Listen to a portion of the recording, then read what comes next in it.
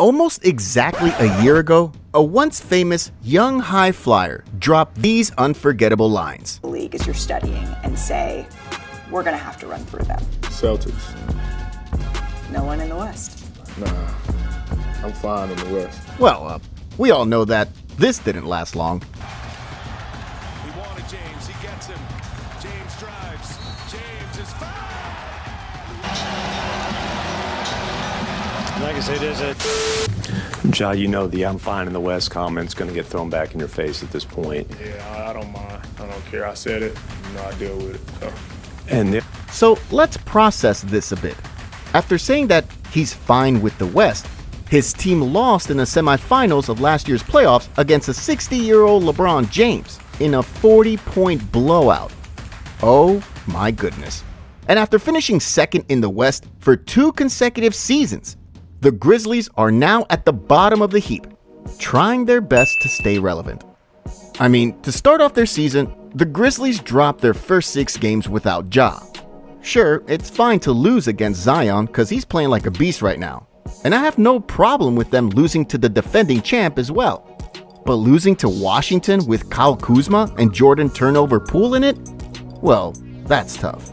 Then, after losing big to both the Mavs and Utah, they lost to Portland with no Scoot Henderson, and the only wins they got so far were against the Blazers in a rematch the following night, then against the discombobulated Clippers thanks to the addition of James Harden, and most recently against Wemby and the Spurs, a team that can also be found right underneath of the West standings.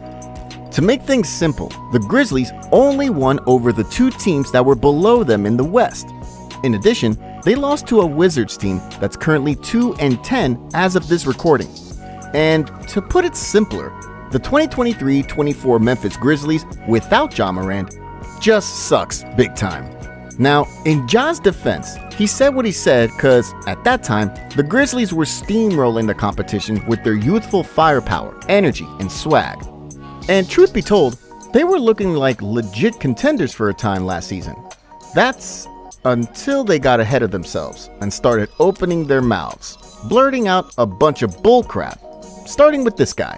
From the beginning, we were growing a base. We had a base, and we just kept building and building and building, and more guys got on the train, and we were able to, create something like this and, keep building this dynasty. And say maybe you shouldn't do that with one of the better players in the game. What were you thinking? I don't care. He's old. I poke bears. Then, right after that, the rest of Ja and Dylan Dynasty Brooks' crew followed their lead. But he'll go to the line and shoot some free throws, only his 3rd and 4th free throws of the night. The second pick, some were saying, oh, well, that's the consolation after Zion, but I'll tell you what. Really good ball, security too, and he lays it up and in, and then Braun pushes him. Oh, those two are exchanging words, Bane and Braun. Well, at the end of the day, we all know how it turned out for these poor kids, as they got exposed by the Lakers badly. And we're also learning that they were just cuddly baby bears hiding underneath a Grizzly costume after all. Anyway, without Ja in their corner, I don't see this current Grizzlies team winning a ton of games this season. Because if you take a closer look at their stats as a unit, there are only actually 2 semi-legit scorers in their lineup right now, one being Desmond Bane, and the other one is Triple J, with both averaging just above 20 points a ball game. But see, right after these two, the defensive-minded Marcus Smart is already their 3rd scorer. And the reason why I'm extremely confident that this Grizzlies team wouldn't go anywhere is that, apart from the absence of Morant, they're also dealing with a ton of injuries with regard to their key players like Steven Adams and Brandon Clark, as well as to their bench guys like Luke Kennard and Xavier Tillman Sr. With this kind of stuff lingering for the Grizzlies, there's a big chance that the Grizzlies won't be making the playoffs. But then again, it's still too early to say because we're just about 2 weeks into the season, and there's still plenty of things that can happen along the way. With this said, the only person who I think can save the Grizzlies right now is the same person who indirectly has put them in this dire situation in the first place.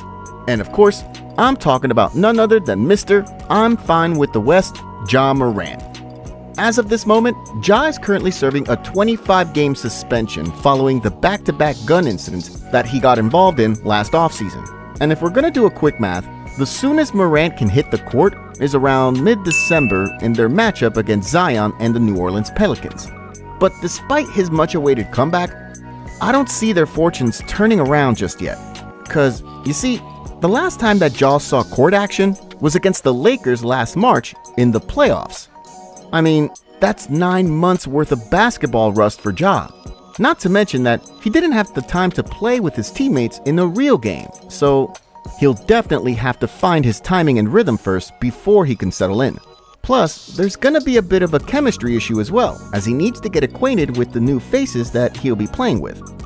Now, if we're gonna take a look at the teams that they're going to face when Ja eventually gets back, they're gonna be trekking a tough road ahead, cause after going up against the Pelicans, they'll be facing Halliburton and the rest of the surging Pacers. Then after that, they're gonna face Atlanta, then the Pelicans once again, followed by powerhouse teams like the Nuggets, Clippers, Sacramento, before wrapping things up with the Spurs, Raptors, and the Lakers. I mean, based on their trajectory right now, the Grizzlies are about to lose more games without Ja. And should he come back on the targeted date of December 19th, I only see them winning against the Spurs in that 10-game schedule with Ja playing, because the teams that they'll be playing in that particular stretch are either contenders or currently playing at a high level right now.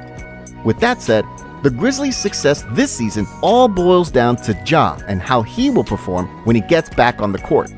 But then again, I wouldn't put my money on him to carry the load for the Grizz just yet, cause even though we know what Ja is capable of doing when he's completely locked in, I still have doubts if he's able to withstand the punishment that his body is taking night in and night out with his reckless playstyle. I mean, the dude plays like he's in a demolition derby all the time, as he would crash and burn whenever he attacks inside. It's always been full throttle with Ja, and there was never a time I saw Ja pull the brakes regardless of how many bodies were standing in front of him. His Evel Knievel style of play may work out in this early phase of his career because he's just 24 years old right now, and his body still has a high threshold for pain. But what if he gets to 28, 30, and around his mid-30s? Can he still play the way he's playing right now? And in case he still can, the big question is, will his body hold up? Anyway, I'm not saying that he should not rely on his strength.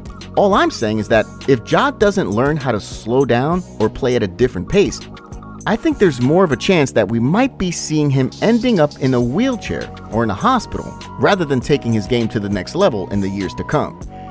Now, with regard to Ja's off-court issues, all I can say is the past, and he should just put all of his energy into making himself better every day. After what we went through this past summer, he's actually lucky that the NBA has given him a second chance to redeem himself, and I think now is the perfect time to drop all that extra weight off and just focus on hooping. It's never too late for Ja to turn things around. All he needs is to be surrounded by the right group of guys and learn from his past mistakes. And once he does that, there's no doubt that Ja will come out stronger and be a better person than he once was.